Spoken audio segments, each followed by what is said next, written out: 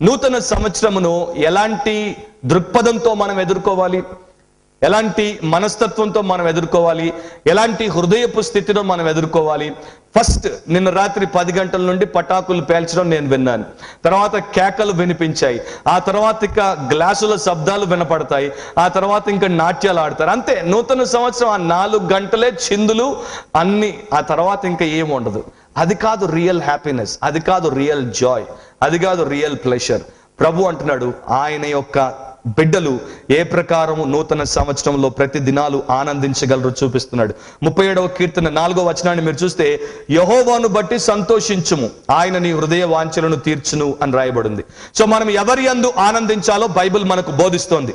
యెహోవాను బట్టి సంతోషించుము.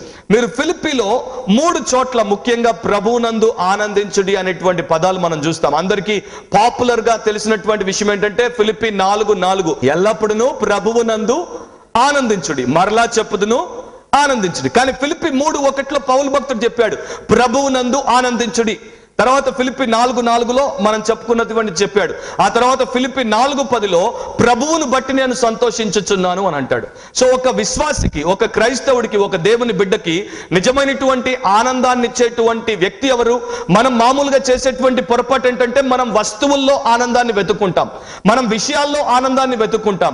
ఒక ఆయనకు బాగా డబ్బుంటే ఆనందం, ఒక ఆయనకు సెక్స్ లో ఆనందం, ఒక ఆయనకు పేరు పెరిగితే ఆయన ఆనందం, ఒక ఆయనకు అనుకున్నది సాధిస్తే ఆనందం, ఒక ఆయనకు బిల్డింగ్ కట్టుకుంటే ఆనందం, ఒక ఆయనకు బండి కొనుక్కుంటే ఆనందం, ఒక ఆయనకు అమెరికా పోతే ఆనందం, లేకపోతే ఒక ఆయనకు మరి ఇంకొక విషయంలో పైకి వస్తే ఆనందం.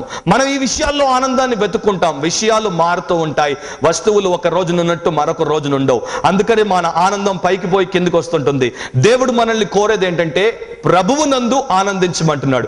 ప్రభువునందు ఆనందించేటువంటి మనస్సును మనం కలిగి ఉన్నప్పుడు మన లైఫ్ లో వస్తువులు ఉన్నా లేకపోయినా, మనం అనుకున్న విషయాలు జరిగినా జరగకపోయినా మన ఆనందానికి మాత్రం డోకా ఉండదు. మనం ఎల్లప్పుడూ ఆనందంగానే ఉంటాం. సో మనం నేర్చుకోవాల్సింది ఏంటంటే మన ఉద్యోగమందు ఆనందించడం కాదు, మన విద్యార్హతల యందు ఆనందించడం కాదు, మన ఇంటినందు ఆనందించడం కాదు, మనకున్న గ్యాడ్జెట్స్ యందు ఆనందించడం కాదు, మన వ్యసనాల యందు ఆనందించడం కాదు, లేకపోతే మనం కలిగి ఉన్నటువంటి వాటి మీద ఆనందించడం కాదు. ప్రభువునందు ఆనందించడం నేర్చుకుంటే ఇవి ఉన్నా ఇవి లేకపోయినా మనం మాత్రం మార్పు లేకుండా ఆనందంగా ముందుకు కొనసాగగలం. లేకపోతే మనం చర్చికి రావచ్చు, బైబిల్ చదవచ్చు, ప్రార్థన చేయొచ్చు, కానుకేయొచ్చు, పాట పాడొచ్చు, అన్ని చేస్తూ ఉండొచ్చు, అయినా కూడా లైఫ్ అంతా సాగిపోయినా సొట్టపోయినా పపాయాల్లాగా ఫేసులు పెట్టుకొని బతుకుతూ ఉండొచ్చు. అలా ఉండకూడదు. అంటే ప్రభువునందు ఆనందించడం నేర్చుకోవాలి. నేను ఈ పాఠాన్ని వ్యక్తిగతంగా నేర్చుకున్నాను. నా మినిస్ట్రీలో ఆనందించడం కాదు, నేను ప్రసంగంలో ఆనందించడం కాదు, లేకపోతే నాకున్నటువంటి పేరులో ఆనందించడం కాదు, నాకు వచ్చేటువంటి పైసాలో ఆనందించడం కాదు, నాకు తెలిసినటువంటి అనేకమైన జనాల్లో ఆనందించడం కాదు. ఎందుకంటే ఈ రోజు ఇవి నాతో ఉన్నాయి, రేపు నాతో ఉండకపోవచ్చు. అంటే అవి ఉంటే నాకు ఆనందం, అవి లేకపోతే నాకు దుఃఖం అనేటువంటి స్థితిలో నేను ఉండొద్దంటే ఎల్లప్పుడూ, ఎప్పుడంట ఎల్లప్పుడూ, అంటే నీకు అన్ని సానుకూలంగా ఉన్నప్పుడు, నీకు అన్ని ప్రతికూలంగా ఉన్నప్పుడు, నీకు నీ భార్యకు చక్కని అన్యోన్యమైన బంధం ఉన్నప్పుడు, మీ ఇద్దరు గొడవపడి ఎడమొహం పెడమొహం పెట్టుకున్నప్పుడు, ఎల్లప్పుడూ ప్రభువునందు ఆనందించుడి. ఆయన యందు ఆనందించేవారు ఆయన ఇచ్చే విషయాల్లో ఆనందాన్ని కలిగి ఉండేటట్టు ఆయన చేస్తాడు. లండన్లో ఒక ఆయన మరి ట్రైన్లో టీటీగా పనిచేసేవాడు.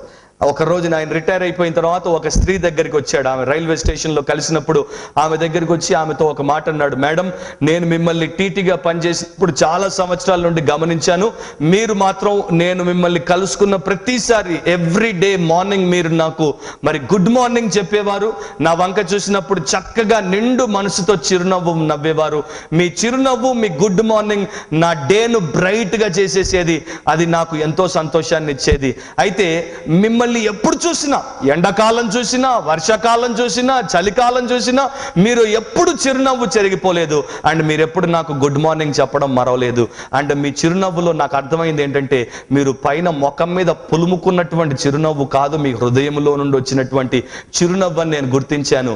ఆ తర్వాత ఒక రోజున మిమ్మల్ని నేను చూసినప్పుడు మరి ఆ చిరునవ్వుకు కారణం ఏంటి అని నేను ఆలోచిస్తున్నప్పుడు నాకు అర్థమైంది, మీ చేతిలో ఒక చిన్న బైబిల్ని నేను చూశాను. అప్పుడు అర్థమైంది ఈమె చిరునవ్వు చిరునవ్వుకు కారణం ఆ పుస్తకం అని, ఆ పుస్తకంలో నుండే ఈమె చిరునవ్వు పుట్టుకుని వచ్చిందని. సో నేను కూడా పోతూ పోతూ ఒక రోజున ఒక బైబిల్ కొనుక్కొని ఇంటికి వెళ్ళాను, దాన్ని చదవడం మొదలుపెట్టాను. మీ ఆనందానికి కారణం ఏంటో తెలుసుకుందాం అనుకున్నాను. అది చదువుతూ చదువుతూ నేను యేసుక్రీస్తు ప్రభువును కనుగొన్నాను. నా పాపములను క్షమించి నన్ను ఆయన రక్షించాడు కనుక ఇప్పుడు నేను కూడా హృదయపూర్వకంగా చిరునవ్వు నవ్వగలుగుతున్నాను, ఇతరులను పలకరించగలుగుతున్నాను అని ఆయన అన్నాడు. సో నా ప్రియ సహోదరి సహోదరులారా, క్రీస్తు మనలో ఉంటే మనం ఆనందంగా ఉండగలం. మనకేమున్నా ఏమి లేకపోయినా, మనం ఏం చేసినా ఏం చేయకపోయినా, అన్ని పరిస్థితుల్లో అన్ని విషయాల్లో కూడా మనం ఆనందంగా ఉండగలం. దేవుని రాజ్యం గురించి రోమా 14:17 ఒక మాట ఉంది. దేవుని రాజ్యము భోజనము పానము కాదు, దేవుని రాజ్యము నీతి, సమాధానము, పరిశుద్ధాత్మ యందలి ఆనందము అని బైబిల్ చెప్తోంది. మనకు బాగా ఆనందం వేసినప్పుడు మనం న్యాచురల్ గా చేసే ఫస్ట్ పని ఏంటో తెలుసా? Yes or no? మీరు సెలబ్రేషన్ అనగానే ఏం చేస్తారు? కోడి పలావ్, లేకపోతే మటన్ బిర్యానీ, లేకపోతే రెస్టారెంట్, ఇంకా తాగుడు అలవాటే ఉన్నవాడికి అది ఇది. Yes or no? సో మనకు సెలబ్రేషన్, మనకు సంతోషం అంటే తినడం తాగడం. కానీ దేవుడు ఏం చెప్తున్నాడు? దేవుని రాజ్యంలో ఆనందము, పరిశుద్ధాత్మ యందలి ఆనందం, అది దేవుని రాజ్యం, కానీ భోజనం పానం కాదు. సో మనం ఈ శరీరపు స్థాయి నుండి ఆత్మీయ స్థాయిలోనికి వచ్చినప్పుడు, ఆ స్థాయి నుండి ఈ శరీర స్థాయికి సంబంధించినటువంటి జీవితాన్ని చక్కగా మనం జీవించగలం. చాలా మంది ఆ స్థాయికి పోవట్లేదు కనుక ఈ స్థాయిలోనే మరి వారు నిజమైనటువంటి ఆనందాన్ని వెతుక్కుంటూ దాంట్లో ఆయాసపడాల్సినటువంటి పరిస్థితిలోనికి వచ్చేస్తున్నారు. క్రైస్తవులు ఎప్పుడు మర్చిపోకున్నటువంటి ఒక విషయం ఏంటంటే, మనం పరలోకానికి ప్రతినిధులం. అండ్ పరలోకములో దుఃఖం ఉండదంట. హలో, మీరు పరలోకానికి ప్రతినిధులు, ఆ ప్రభువుకు మీరు రాయబారులు. పరలోకములో దుఃఖం ఉండదంట, అక్కడ ఏడుపు ఉండదు. ఏడుపు ఉండేటువంటి స్థలం వేరు.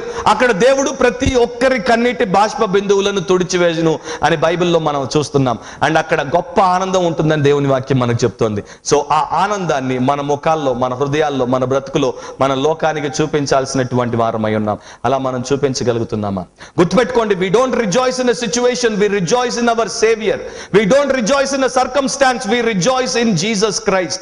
అది మనం గుర్తుపెట్టుకుంటే మనం 2012 నిండా కూడా సంతోషంగా ఆ దినాలన్నింటినీ మనం గడుపుకుంటూ పోతాం.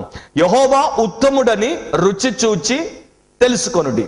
మీరు ఏదైనా పదార్థాన్ని రుచి చూడకుండా అది ఎలా ఉందో చెప్పగలరా? మీ ముందు నేను బిర్యానీ పెడతాను అని మీరు వాసన తీసుకోండి, దాన్ని కల్లారా చూడండి, చక్కగా అది కనిపిస్తుంది, గుమగుమలాడుతుంది. కానీ అది టేస్ట్ తెలుసుకోవాలంటే మాత్రం మీరు తినకుండా దాని టేస్ట్ను తెలుసుకోలేరు. చాలా మంది క్రైస్తవులు ఎక్కడ వెనకబడ్డారంటే దేవుడిని రుచి చూచి తెలుసుకోలేదు కనుక ఆయన రుచి ఎంత ఆస్వాదింపదగినదో వారికి తెలియదు, ఆయనలో ఎంత గొప్ప ఆనందం ఉందో వారికి తెలియదు. అందుకని అంటుంటారు, ఓయ్ మా ఊరికి వచ్చి కళ్ళు తాగితే నువ్వు వీరు తాగవు, నువ్వు ఇది తాగవు, నువ్వు అది తాగవు అని అంటుంటారు కొంతమంది. ఆ ప్రకారం ఎందుకంటే మా Bible training centre Abdullapur made దగ్గర ఉంది. అక్కడ మా ట్రైనింగ్ సెంటర్ చుట్టూ అన్ని కళ్ళు, తాటి కళ్ళను తీసే చెట్లు వాళ్ళే. మా ట్రైనింగ్ సెంటర్ పక్కనే. మేము ఇక్కడ క్రీస్తుని బోధిస్తుంటే ఆడు పక్కనే కళ్ళు పోస్తుంటాడు. అలాంటి పరిస్థితి ఉంది కనుక నాకు బాగా పరిచయం అనమాట. ఆ ఊరోళ్ళు కూడా అంటుంటారు, మీరు ఎక్కడికైనా పోండి సార్, మాలాంటి కళ్ళు, క్లాస్ కళ్ళు ఎక్కడ దొరకదు అంటాడు.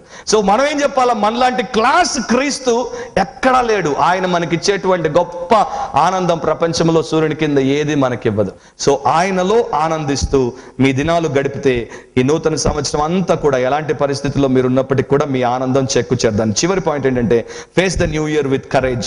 గొప్ప ధైర్యముతో నూతన సంవత్సరాన్ని ఎదుర్కోండి. ప్రతి దినం నిశ్చింతగా, సమాధానముతో, నిరీక్షణతో, ఆనందముతో మీరు బ్రతకాలంటే ప్రభువును బట్టి మీరు ధైర్యమును కలిగి మీ దినములన్నింటినీ ఈ నూతన సంవత్సరం అంతటిని కూడా ఎదుర్కొనేటువంటి స్థితిలోనికి మిమ్మల్ని మీరు తెచ్చుకోవాలి.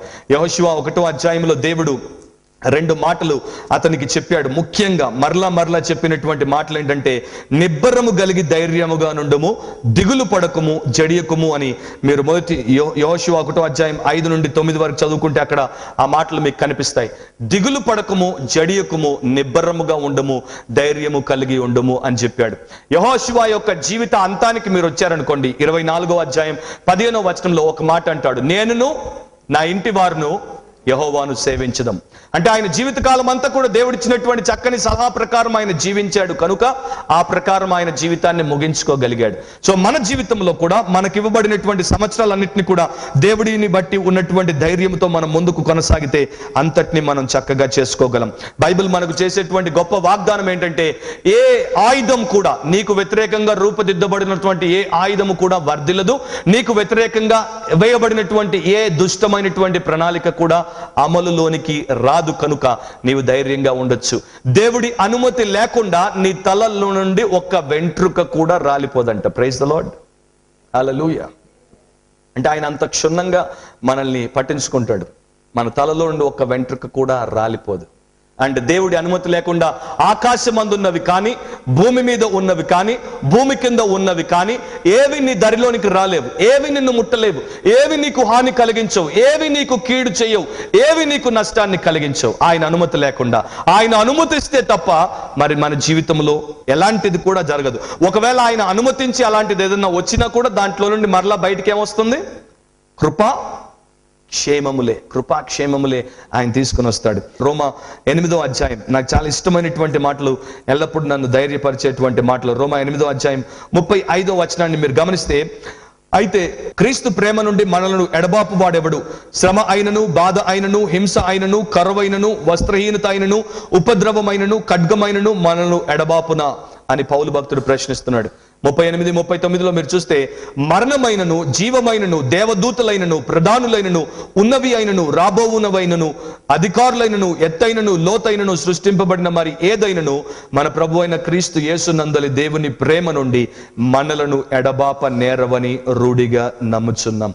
మరలా అంటాడు పౌలు భక్తుడు. ఎప్పుడు రాసినా కూడా రూఢిగా నమ్ముచున్నాం అంటాడు. అంటే అంత గట్టి నమ్మకం దేవుడి మీద ఉంది. సో ఆయన మనతో ఉన్నప్పుడు, ఆయన మనలో ఉన్నప్పుడు మనం సురక్షితంగా ఉంటాం కనుక ఎలాంటి విషయాలకు మనం భయపడకుండా ధైర్యంతో నూతన సంవత్సరంలో మనం ముందుకు కొనసాగవచ్చు. ఎవ్రీడే దేవుడి యొక్క కాపుదల మనకు తోడుగా ఉంటుంది. ఎవ్రీడే దేవుడు మనల్ని అనేక ప్రమాదాలు మన చుట్టూ పొంచి ఉన్నప్పటికీ వాటి నీడ కూడా మన మీద పడకుండా మనల్ని కాపాడుతుంటాడు. Face the new year with cheerfulness. ఎల్లప్పుడూ ప్రభువునందు ఆనందించండి. అప్పుడు మీ దినాలన్నీ ఆనందంగా ఉంటాయి. మీకు బోనస్ వచ్చినప్పుడు ఎగిరి గంతేసి ఉర్రేకా అనకుండా, మీకు డబ్బు నష్టం వచ్చినా కూడా మీరు దేవుడికి స్తోత్రం అనే స్థితిలో మీరు ఉంటారు. ఎందుకంటే డబ్బు వలన ఆనందం రాదు, డబ్బు వలన ఆనందం పోదు.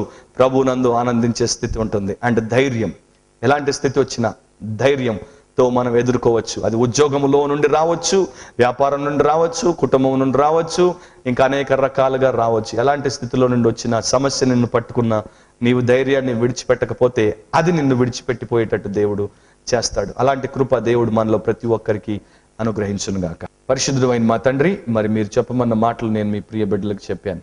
విన్న వారిలో ప్రతి ఒక్కరిలో మరి సరైనటువంటి విశ్వాసమును మీరు అనుగ్రహించి వారు దాన్ని అంగీకరించి ఆ ప్రకారం తమ జీవితాన్ని జీవించడానికి కృప చూపించమని ప్రార్థన చేస్తున్నాను. మా జీవితాల్లో మీరు ఏ కార్యాలు చేయనుద్దేశించారో వాటిని మీరు వాక్యంలో బయలుపరిచారు. ఆ ప్రకారం మేము జీవించడానికి మాకు నేర్పిస్తూ ఉంటారు. వాటిని మేము నేర్చుకుని జీవించడానికి మీరు కృప చూపించమని, మేము విన్న విషయాలన్నింటినీ కూడా మేము విధేయులమై అవలంబించుటకు మాకు సహాయం చేయమని, మీకే ఘనత, మహిమ, ప్రభావములు ఆరోపిస్తూ ఈ ప్రియ బిడ్డలను, వారి కుటుంబాలను మరి నూతన సంవత్సరంలో మీ సన్నిధితో, మీ యొక్క గొప్ప సంకల్పముతో, మీ స్వాస్థ్యముతో దీవించి తృప్తిపరచమని యేసుక్రీస్తు శ్రేష్టమైన నామమును అడిగి వేడుకొని ప్రార్థిస్తున్నాం తండ్రి. ఆమేన్.